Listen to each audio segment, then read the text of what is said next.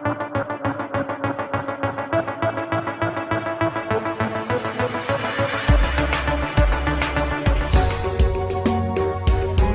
from around the globe. Hot, fresh, balanced and objective. On Unity. Hello and welcome to News Hour on Unity TV. Today is Saturday, the 4th of April 2023, and it's equivalent to 10th of Ramadan 1444 after Hijrah. The headlines: NBC fines Channels Television 5 million naira. Courts convict 2 Chinese nationals for money laundering and an attempt to give bribe of 50 million naira cash. On the foreign scene, Trump shocked by indictment but ready to fight. And in sports, Napoli lose injured Osimhen for Milan clash. And those were the headlines, and for details and more of the stories, I am Rukayet Sani Ibrahim. The National Broadcasting Commission (NBC) has slammed a fine of 5 million naira on Channels Television for breaking the broadcasting law in a program with Dr. Baba Ahmed, Labour Party Vice Presidential candidate. This is contained in a letter addressed to the Chief Executive Officer of the television station and dated March 27 and was exclusively obtained by the News Agency of Nigeria (NAN) on Friday in Abuja. The letter, with the title "Broadcast of an Inciting Interview," a sanction, was signed by Balarabe Ilela, the Commission's Director General. The letter noted that Dr. Baba Ahmed said on a live program that it is unconstitutional to swear in an elected president on May 29, 2023 because of elections irregularities. He noted that the broadcast of Dr. Baba was volatile and capable of inciting public disorder and therefore violated some sanctions of the Broadcasting Code. This, according to him, includes a section that said no broadcast shall encourage or incite, be repugnant to public feelings, or contain offensive reference to any person or organization, alive or dead, or generally be disrespectful to human dignity. Ilela added that according to the Broadcasting Code, broadcasters shall ensure that no program contained anything which amounted to subversion of constituted authorities. He recalled that the NBC has engaged Channels Television severally to consider public interest before any program it broadcasts. This, he said, was to ensure that the country was not plunged into anarchy. He added that any further infraction by the television station will attract higher sanctions. The Court of Appeal in Sokoto State has convicted 2 Chinese nationals of money laundering involving an attempt to bribe an investigative officer with 50 million naira cash. The convicts, Meng Wei-kung and Zhu Kwai, got away with only 3 years imprisonment with an option of a cumulative 20 million naira fine on the 2 counts they were convicted of. The Economic and Financial Crimes Commission (EFCC) accused them of attempting to bribe its official with 50 million naira cash to compromise an ongoing criminal investigation on a Chinese firm. According to a statement by EFCC on Friday, the Chinese men gave 50 million naira cash to the zonal head of the agency in Sokoto, Abdullahi Lawal, in May 2011 to compromise an ongoing criminal investigation of China Zhangao Nigeria Limited. The money under Nigeria's money laundering prohibition law exceeded the 5 million naira cash threshold an individual is allowed to transact with. EFCC said in its statement that the Federal High Court Sokoto had initially discharged and acquitted the 2 Chinese nationals of all 3 charges preferred against them, but a panel of justice of the Court of Appeal in Sokoto overturned the acquittal on Friday, delivering the lead judgment of the appellate court. A member of the panel, Abubakar Talba, described the Federal High Court's decision that acquitted the Chinese men as fiction. Mr. Talba said in their home country, the Chinese men will have got the death penalty for the same offense.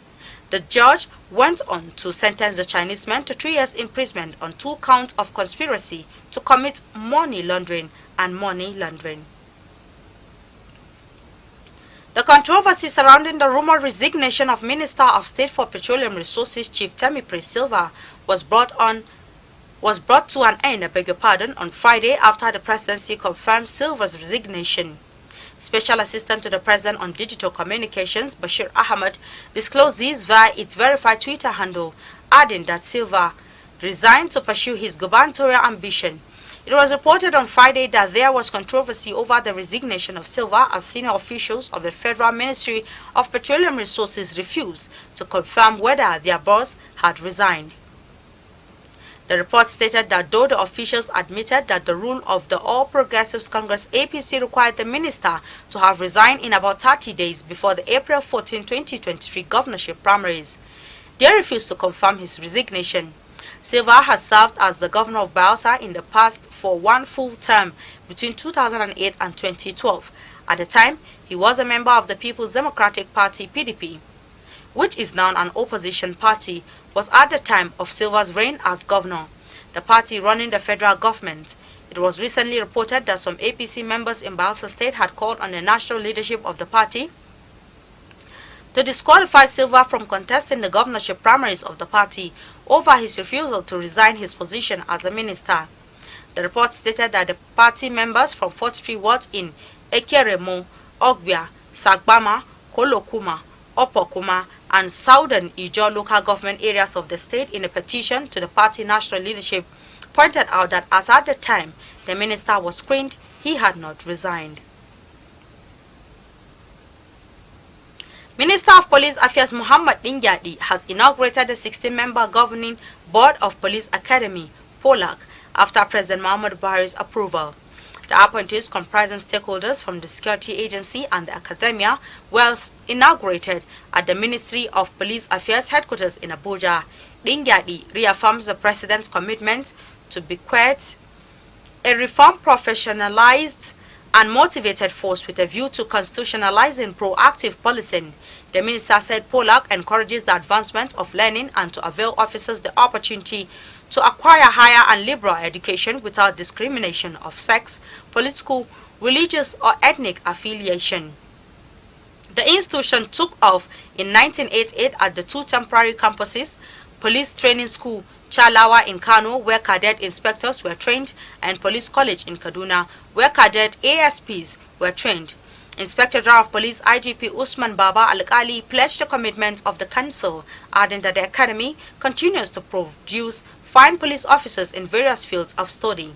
The new board is expected to fully operationalize the provisions of the Police Academy Establishment Act 2021, signed into law by the President on April 7, 2022.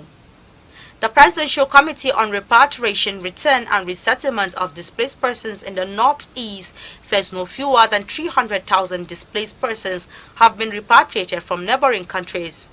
Governor Babagana Zulum of Borno State, with State House correspondents on Friday after a meeting of the committee chaired by Vice President Yemi Oshibajo at the Presidential Villa, Abuja.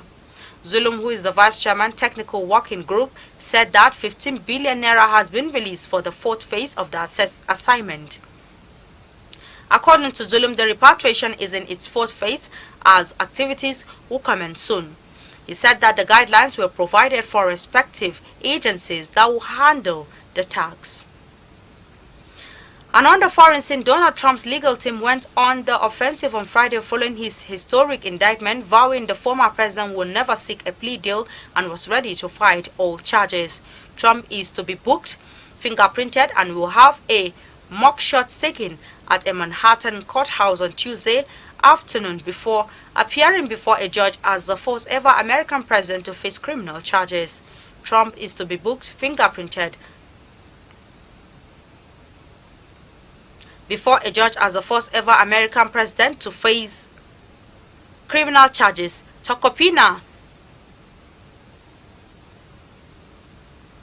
said the hush money case being brought by Manhattan District Attorney Alvin Bragg against Trump faces substantial legal challenges and the former president will plead not guilty. There is zero chance Trump will accept a plea deal, he told NBC's Today Show. It's not going to happen. There's no crime. Trump, who is currently at the palatial Mar-a-Lago residence in Florida, was initially shocked at the indictment, his attorney said, but he's now in the posture that he's ready to fight this. In sports, runaway Serie A leaders Napoli will be without star striker Victor Osimhen due to a groin injury when their host last season champions AC Milan on Tuesday, his club said. Friday, the 24-year-old Nigerian international's 21-year-old in Serie A have propelled Napoli to the verge of their third Serie A title, but first since the late Diego Maradona's inspired them to the 1990 Scudetto. However, he will have to sit out Sunday's game after returning from international duty with the club, saying he complained of a pain in his groin and medical tests revealed the injury. His status will be reviewed next week. The club added Napoli hold a 19-point lead over closest pursuers Lazio with 11 matches remaining. Milan have mounted a Luxtra title defense and lie fourth, 23 points adrift of Napoli.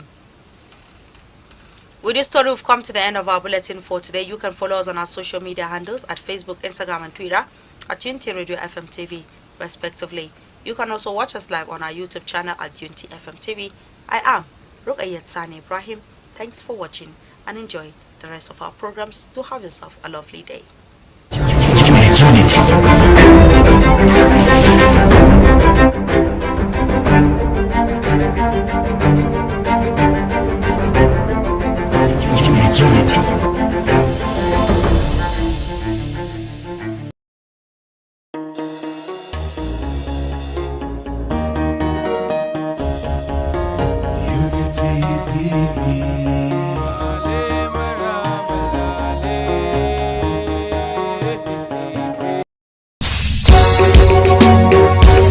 Labaran duniya, labaru da dumi su, babu bangaranci, cikin gida da ƙasashen waje.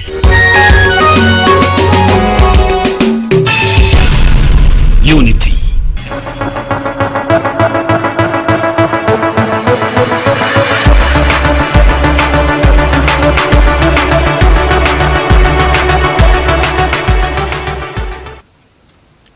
Assalamu alaikum masu kallon tashar Unity TV, barkanmu da wannan lokaci da muke kawo muku labaran duniya. Da farko ga muhimman kanun su. TUC ta gargadi gwamnatin Najeriya kan cire tallafin man fetur. PDP ta kori waɗanda suka dakatar da ayu a Benue.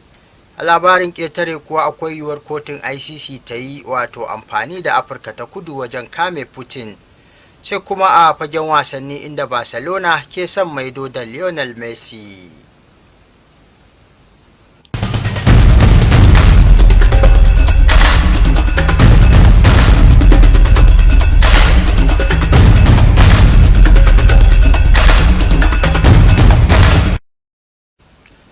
To kan labaran kenan, yanzu ga cikakkunsu da wasu ƙarin rahotannin. Mai karatu Suleiman Hassan.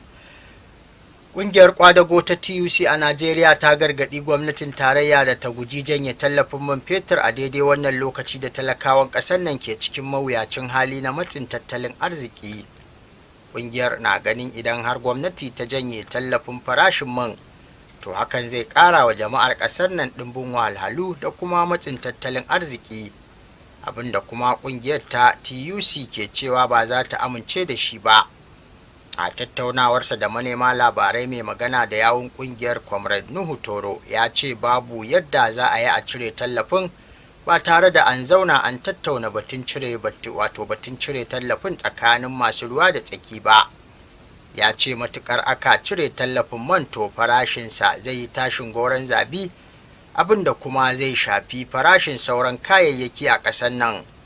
Comrade Toro ya ce cire tallafin ba shi ne mafita wajen farfado da tattalin arzikin ƙasar nan ba. To a fannin siyasa kuwa, gwamnan jihar Nasarawa Abdullahi Sule ya nemi da ya jagoranci kamfen ɗin mataimakin shugaban majalisar wakilai Ahmad Idris Wase na zama kakakin majalisar wakilai ta 10. Gwamna Sule ya gaya wa Wase, wadda ya jagoranci wasu 'yan majalisu 15 zuwa gidan gwamnan a birnin Abuja, cewa batun shugabancin majalisar wakilai ta 10 kamata ya kasance akan cancanta, ba wani abu daban ba. Gwamna Sule ya yi nuni da cewa bayan kwarewa da Wase yake da ita, juriyarsa wajen cimma duk abin da ya sanya a gaba da wato kankan da kansa ya sanya ya kerewa sauran masu neman shugabancin majalisar.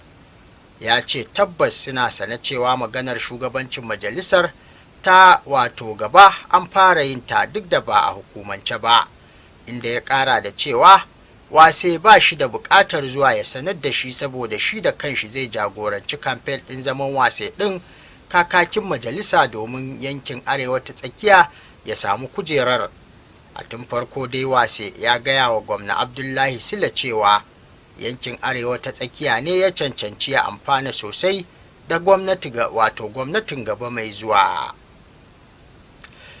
To batun siyasan dai har ila yau, amma a wannan karo a jalla babbar Hausa.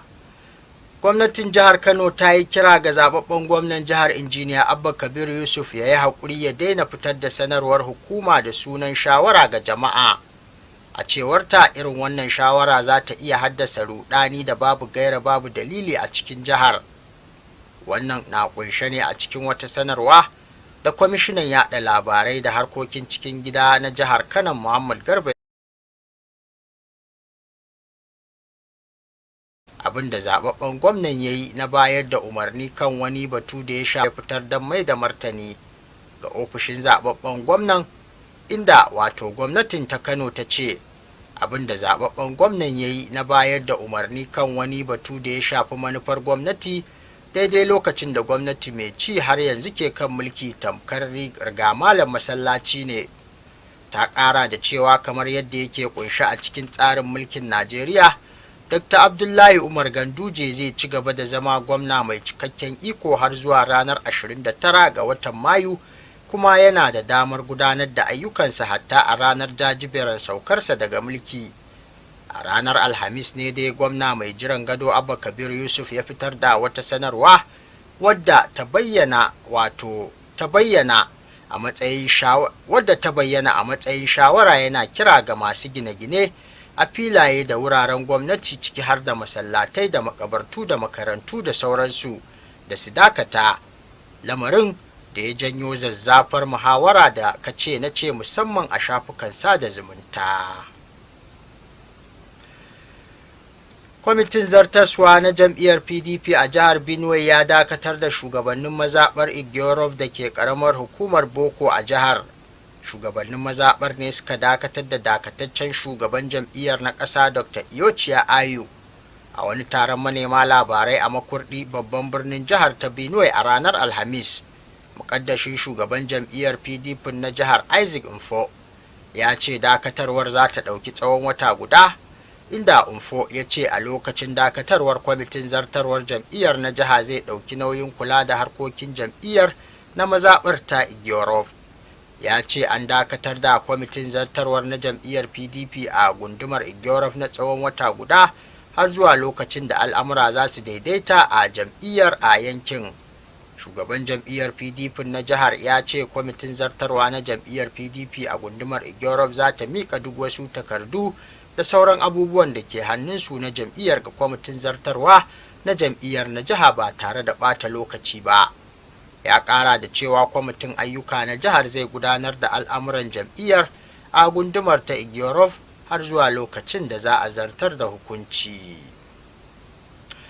To daga siyasar Najeriya sai kuma siyasar duniya. A labarin ƙetare, hankulan duniya sun karkata kan Afirka ta Kudu, ƙasar da ake ganin kotun duniya ta ICC na shirin amfani da ita wajen kame shugaba Vladimir Putin na Rasha, wadda kotun ta fitar da takardar sammacin kama shi a ranar 17 ga watan Maris din da muka yi bankwana da shi. Alamomi na nuni da cewa ita kanta gwamnatin shugaba Cyril Ramaphosa na halin tsaka mai wuya, lura da yadda jagoran na Moscow ke shirin ziyartar kasar a watan Agusta mai zuwa don halartar taron kungiyar BRICS. Karkashin dokokin kotun hukumar manyan laifuka ta ICC, wadda Afirka ta Kudu ke mamba a cikinta dai, wajibi ne kasar ta miƙa duk wani da kotun ke nema da zarar ya sanya kafarsa a Pretoria, lamarin da ke matsayin babbar damuwa ga ziyarar da Putin din zai kai. Tun a zamanin mulkin Nelson Mandela a shekarun 1988 dai, Afirka ta Kudu ke ƙarƙashin kotun ta duniya tare da mutunta hukunce-hukuncenta, sai dai ana ganin abu ne mai wuya ƙasar ta amince da zama sanadin miƙa Putin, lura da alaƙar da Rasha alaƙar Rasha da ƙasar. Ministan harkokin kula da harkokin ƙasar da ƙetare Neladi Pandor ya shaidawa manema labarai cewa yanzu haka suna tattaunawa don samun haske kan yadda za su tunkari wannan matsala. To a fagen wasanni kuwa, kungiyar Barcelona ta tuntuɓi Lionel Messi game da yi wa kungiyar kome, kamar yadda mataimakin shugaban kungiyar Rafael Yuste ya bayyana. Messi ɗan shekaru 35 dai shine ɗan wasa mafi yawan ƙwallaye a tarihin Barcelona, inda ya ci mata ƙwallaye 672 a cikin wasanni 778 da ya buga mata. A shekarar 2021 ne ya raba gari da Barcelona bisa dalilai na tsuke bakin aljihun ƙungiyar, inda ya koma PSG ta Faransa. Kwantiragin Messi da PSG zai kare a cikin wannan kakar, kuma bayanai na nuna cewa ya fi sha'awar ci gaba da zama a kungiyar ta Faransa. Shekaru biyu da suka gabata, Messi ya amince ya kulla sabuwar yarjejeniya da Barcelona wadda ta kunshi zabtare masa albashi, amma dai hakan bai yiwu ba. To wannan rahoto na wasanni kuma shine kawo mu ƙarshen labaran da muka yi wa mai kallo tanadi a daidai wannan lokaci daga nan tashar Unity TV daga nan birnin Jos ɗin jihar Plateau a tsakiyar arewacin tarayyar Najeriya. Amma kamar yadda muka saba tunatar da ku kafin mu sallama, za ku iya ci gaba da bibiyar ƙayatattun shirye-shiryenmu domin kallon sa a kafafenmu na sada zumunta da suka hada da Facebook, YouTube, Instagram da sauransu, duk a Unity FM TV.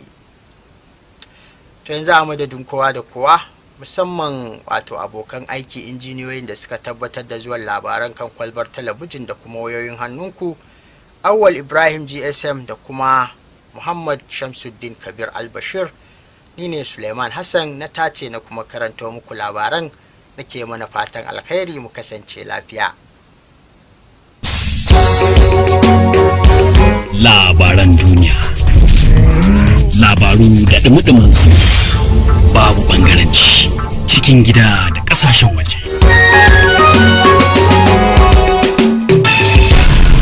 Unity